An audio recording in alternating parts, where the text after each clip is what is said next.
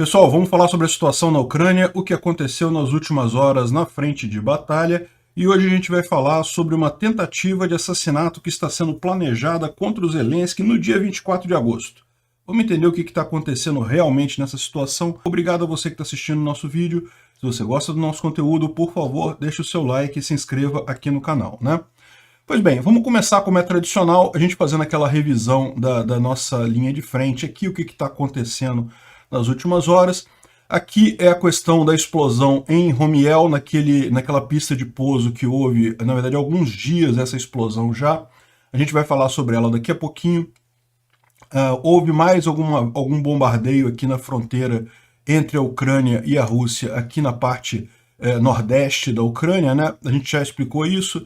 Na verdade, não tem risco de invasão, mas os russos ficam mostrando serviço, vamos dizer assim, para manter as tropas ucranianas ocupadas no norte. Isso evita que as forças militares ucranianas possam deslocar os soldados daqui, onde na verdade eles não estão fazendo nada, para a região do fronte de batalha, onde eles seriam úteis, né? Mas eles têm que continuar aqui por conta do risco dos russos fazerem alguma invasão. É a mesma lógica aqui com relação à prontidão do exército de Belarus, né? O exército de Belarus está fazendo exercício aqui na fronteira norte. É o mesmo propósito, não vão invadir, não tem capacidade para isso, não teriam nem condições políticas de fazer isso, mas eles continuam fazendo fingindo que vão invadir, porque dessa forma o exército ucraniano tem que manter tropas aqui, né? Evidentemente tem que se resguardar, vai que o Lukashenko tem alguma loucura lá e resolve invadir mesmo. Enfim, em termos de linha de frente, teve muito pouca mudança hoje. Novamente, tal como a gente tem visto, os russos já fazem algum tempo que não conseguem avançar nada. A última coisa que a gente viu foi aquele avanço mais pronunciado aqui em direção a Bakhmut, mas mesmo esse avanço aqui, é um avanço minúsculo em termos de avanço total, e a previsão é que eles não vão conseguir tomar Bakhmut, os russos não terão força para isso, né? Eles, principalmente depois que, com a questão do risco de contraofensiva em Kherson, eles direcionaram boa parte das tropas que eles tinham aqui na direção de Zaporizhia e na direção de Kherson. A gente já falou sobre isso ontem, e de fato tem gente dizendo que existe agora só 1/3 das tropas russas que estavam nessa região aqui, em Donbás, continuam nessa região, o que mostra mais uma vez aquilo que a gente vem falando. Os russos eles já perceberam que eles não conseguem avançar, e no final das contas o sonho deles agora, o que eles esperam conseguir, é manter o território que eles conquistaram, né? E isso não vão conseguir também não. Tem um gráfico bem interessante aqui que apareceu aqui no Reddit sobre a área controlada pela Ucrânia, né? A Ucrânia controlava mais de 90%, um pouquinho mais de 90% antes de fevereiro, dia 24 de fevereiro. Por que não controlava 100%? Porque ela tinha a Crimeia, que foi tomada pelos russos, e a região de Donbás, que também foi tomada pelos russos. Então eram as duas áreas que o governo da Ucrânia não controlava já antes dessa iniciativa. Quando os russos invadiram, chegaram a tomar quase 30% do território ucraniano, porque lembra, eles entraram aqui pelo norte, invadiram essa parte, tudo onde está azul, esse azulado aqui, acinzentado, era a área que já foi tomada pelos russos, que havia sido tomada pelos russos, e foi retomada pelos ucranianos, né? E depois, então, os ucranianos começaram a retomar as áreas. E lembra aquilo que eu falei para vocês, muita gente fala assim, não, os russos desistiram, eles que saíram de livre e espontânea vontade. Não, eles saíram escorraçados. Repara aqui, ó, quando foi o anúncio, foi no final de março que foi o anúncio de que eles sairiam. Antes disso, os ucranianos já tinham retomado uma boa parte, principalmente aqui próximo a Kiev, eles já tinham retomado uma boa parte dessa área aqui, e foi aí que o comando russo viu que se não retirasse as tropas ia ter uma derrota fundamental, ia ser pior ainda. Daí que eles decidiram sair correndo. Então os ucranianos retornaram a esse patamar aqui, e repara como desde então essa linha tem ficado meio que estável, né? Os russos não conseguem avançar absolutamente nada. Uma coisinha avança aqui, outra perde ali. Aquilo que a gente falou é verdade, os russos chegaram a tomar Lysychansk e Severodonetsk, mas se você parar para pensar, também perderam toda essa área aqui em Kharkiv, perderam uma área significativa, e aliás continuam perdendo aqui perto de de Izium.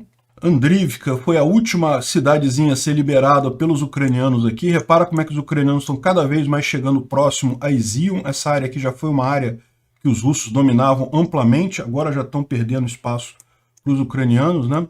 E mesmo esses avançozinhos pequenos aqui perto de Bakhmut, isso não faz nenhuma diferença no grande esquema das coisas, né? E, bom, teve uma tentativa também russa ontem de engajar com os ucranianos aqui nessa região aqui de Lozov, mas não tiveram sucesso, não conseguiram avançar contra os ucranianos também, né? Os ucranianos, por seu lado, continuam com a estratégia deles de enfraquecer a logística russa, atingir postos de comando, atingir depósitos de munição e outros alvos na retaguarda, né? Ontem a gente teve aqui em Makivka, que é essa nuvenzinha que vocês estão vendo aqui, perto de Donetsk, foi atingido um depósito de munição lá, que está pegando fogo aqui, dá para ver claramente o depósito de munição pegando fogo.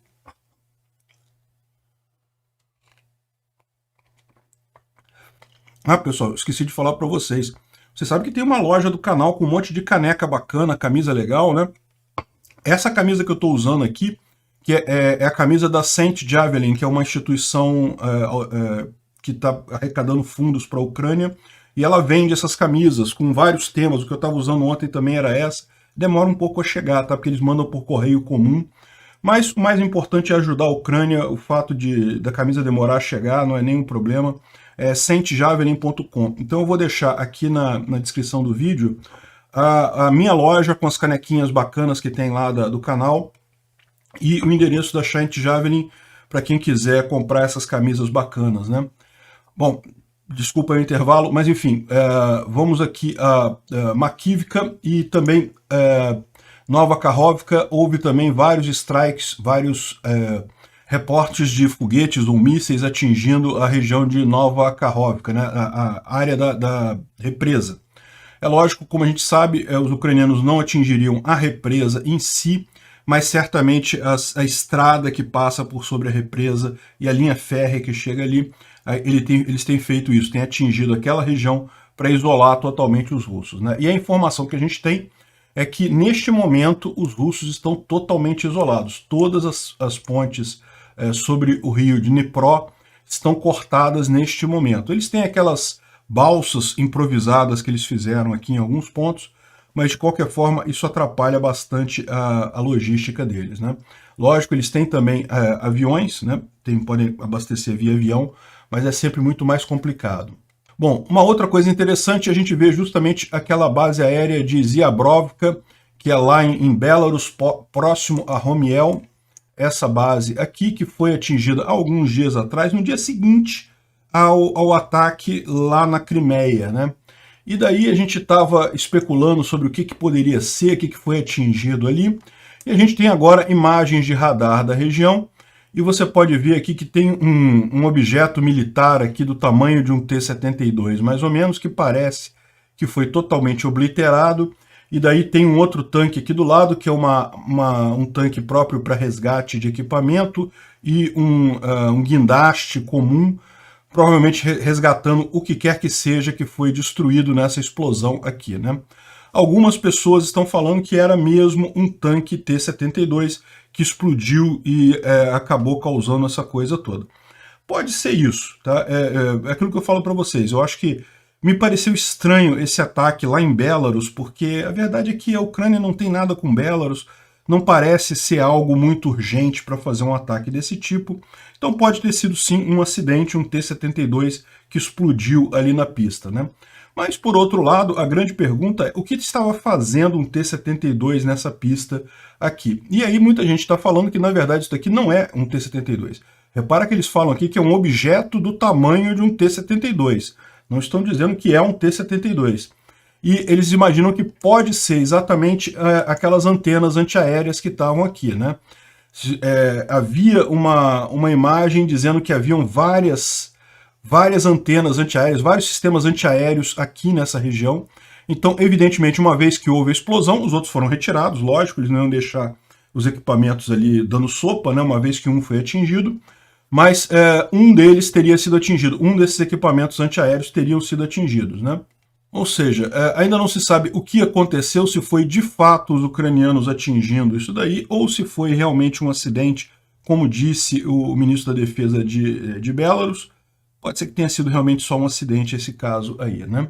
E, embora a gente tenha mostrado aqui alguns poucos ataques aqui nessas noites, nessa última noite, é importante notar que teve muito mais ataque aqui, né? Na verdade, o porta-voz do comando da administração regional militar de Odessa falou que na noite do dia 12 de agosto, eles atingiram, além de Marivka, atingiram também Orlivka, Berislav, ou seja, vários outros locais também aqui nessa região foram atingidos pelos HIMARS, né?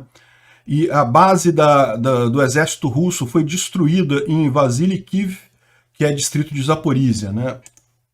Vasilikiv está aqui, ó, próximo mesmo da linha de frente. Bom, o Dmitry traduziu novamente aquele papo que o Alexei Arestovich tem feito diariamente, falando sobre a situação da guerra. O Alexei Arestovich é um consultor do Zelensky lá, militar, então ele dá um relato muito interessante, ele fala muito bem, e o que ele falou aqui não tem nenhuma grande novidade, foi basicamente o que a gente já falou aqui até aqui. A gente vai falar ainda sobre a questão da planta nuclear de Zaporizhia, que tem algumas novidades nesse caso, mas o interessante que ele falou mais ou menos lá para o final é que ele disse o seguinte, olha só, lembra aquele míssil anti-radiação que recentemente a gente descobriu que os Estados Unidos tinham repassado para a Ucrânia, que os russos acharam destroços e coisa e tal? E o que ele está falando. E lembra também que a gente falou que a Força Aérea Ucraniana agora ela está muito mais ativa aqui na região de Kherson e coisa e tal? E ele explicou justamente esse ponto aqui. Ele falou que apenas 4 aviões ucranianos com aqueles mísseis anti-radiação que são feitos nos anos 80, obliteraram totalmente as defesas aéreas no West Bank, no lado direito do rio Dnipro, né? O lado direito do rio, o rio anda nessa direção, ou seja, essa região aqui seria a margem oeste-norte do Dnipro, aqui nessa região, né? Então, ou seja, o que ele está dizendo aqui é que não tem mais nenhuma defesa aérea funcional dos russos naquela região, e é por isso que a aviação ucraniana tem conseguido fazer tanto ataque ali, né? Ou seja, a expectativa dos ucranianos é de fato ganhar supremacia aérea antes de fazer a grande contraofensiva deles. É algo que faz todo o sentido do mundo, né?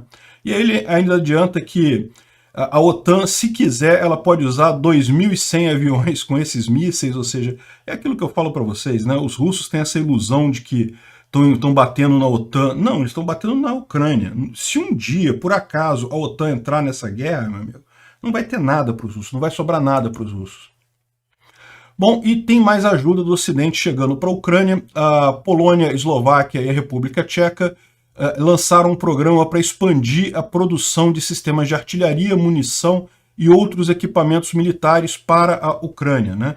A Ucrânia tem também, toda a indústria bélica ucraniana está trabalhando na capacidade máxima, mas evidentemente que é muito mais arriscado, inclusive várias fábricas militares ucranianas foram alvejadas pelos russos, então é muito difícil para os ucranianos produzirem o número de munições e sistemas de artilharia necessários para travar essa guerra. Essa guerra ainda não vai acabar tão cedo.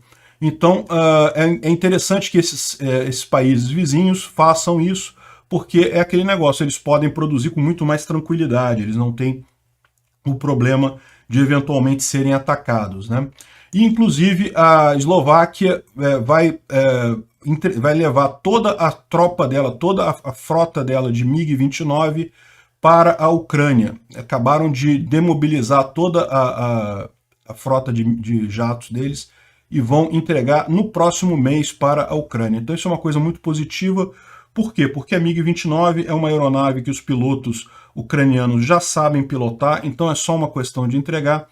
É uma pena que esteja acontecendo só agora. Vocês lembram, bem no início da guerra, houve muita discussão sobre entregar aviões para os ucranianos, mas parece que agora é um bom momento. Por quê? Porque nesse momento, como eu falei, os ucranianos estão ganhando superioridade aérea, pelo menos na região de Kherson. É possível imaginar que muito em breve vão ter em toda a área da Ucrânia, mas isso garante que esses aviões vão ser muito mais úteis agora, né? Com superioridade aérea, sem risco de mísseis antiaéreos, os ucranianos podem fazer uma festa ali na região de Kherson. Com relação à produção de armamento militar, o Instituto para Estudo da Guerra levanta um ponto aqui que a própria Rússia também está preocupada com isso, porque a principal fabricante de tanques dele, né, foi visitada lá pelo ministro da Defesa, o Sergei Shoigu. Ele foi lá eu não vou tentar falar esse nome aqui para não perder meu tempo, na fábrica de tanque de Ural, né, pelo que eu entendi é isso que quer dizer esse nome aqui em russo. Foi visitar lá por quê? Porque a fábrica está falindo, ela está quebrando por conta das sanções do exterior, mas a princípio parece que o que está sendo acordado é meio que o governo tomar conta da fábrica e continuar a produção militar por lá, porque justamente esse é o problema da Rússia. Eles estão vendo que isso não vai acabar tão cedo, né? Aqui mais informações lá da visita do Shoigu lá na fábrica, dessa fábrica de tanques e coisa e tal, que fabrica o T-72, e essa é a expectativa de todo mundo. Sendo uma guerra longa, o que importa não é quanto que você começou com o armamento, é a sua capacidade de produzir armamento. E, sinceramente, eu sou muito mais os países do Ocidente ajudando a Ucrânia do que a Rússia conseguindo aumentar a produção dela durante esse tempo, né? Mas vamos aguardar para ver o que acontece. Bom, parece que a Rússia está planejando mais um ato para tentar incriminar a Ucrânia por conta do bombardeio na planta nuclear de Enerhodar, né? A gente já falou sobre isso, a planta nuclear foi tomada pelos russos logo no início e está sendo bombardeada pelos próprios russos para acusar os ucranianos. Os ucranianos chegaram a bombardear algumas tropas bem na região aqui, né, que é a região onde ficam os apartamentos do pessoal da usina, mas justamente que estão sendo ocupados pelos russos nesse momento. Os ucranianos chegaram a bombardear aqui, mas os russos mesmo estão bombardeando na região da usina em si. Aqui é onde ficam os reatores e aqui é onde ficam os prédios auxiliares. Mas os prédios auxiliares são importantes nesse caso, porque muitos têm a ver, por exemplo, com a refrigeração. Então é crucial que isso esteja funcionando para não ter problema nos reatores, né? E o mais curioso que o pessoal está levantando aqui é que eles viram um tanque que é usado pelos ucranianos, com uma bandeira ucraniana, postado aqui na frente da Enerhodar, certamente operado pelos russos, com a letra Z dos russos, atirando lá na planta. O que eles provavelmente estão querendo dizer aqui? Estão querendo encenar um ataque ucraniano, porque vão poder ter munição ucraniana. Esse aqui certamente foi um tanque que eles pegaram dos ucranianos, e vão dizer que foram ucranianos que atiraram na usina nuclear. É a tentativa deles de fazer essa false flag aí e acusar os ucranianos, né? Bom, a Rússia ela saiu ou suspendeu o Tratado de Redução de Armas Nucleares. Existia um tratado de redução de armas nucleares que previa inspeções de americanos no arsenal russo e dos russos no arsenal americano. Evidentemente, a Rússia está fazendo isso mais uma vez com a campanha do medo dela, de tentar, olha, qualquer coisa eu vou usar arma nuclear e coisa e tal. Mas a gente sabe que eles não têm chance de fazer isso, eles sabem que eles desaparecem do mapa se eles por acaso fizerem isso. Então, não creio que seja nada sério isso, né? O que está acontecendo, na verdade, é a guerra de narrativas que a gente está vendo já há algum tempo. Bom, uma outra boa notícia, o primeiro navio chegou no porto de Pivdeni. O porto de Pivdeni fica aqui na região de Odessa, ou seja, lembra que já saíram vários navios aqui do porto de Odessa, indo para a África, indo para o Líbano, indo para um monte de lugar, e esse é o primeiro que chega para reabastecer, né? Então, de novo, aquilo que eu falei já há algum tempo. Não é um navio, 2 navios, não é os 12 navios que já saíram de Odessa que vão resolver o problema. O fato é que o fato de estarem chegando e saindo navios através desse acordo de paz que foi costurado lá com a ONU, isso significa que vai restabelecer esse comércio, vai restabelecer a exportação de grãos na Ucrânia, e isso tende a normalizar. É lógico, isso demora um tempo, né, gente? As companhias de transporte, elas têm um certo receio, tanto que esse é o primeiro que chega lá, que o pessoal tem coragem de botar o navio lá e entrar lá no porto, e está carregando agora e vai sair em seguida. A expectativa agora é que isso se normalize a partir das próximas semanas, estando tudo ok com esse navio, né? Uma outra curiosidade interessante é que estão começando a surgir movimentos partisãos dentro de Donetsk e Luhansk.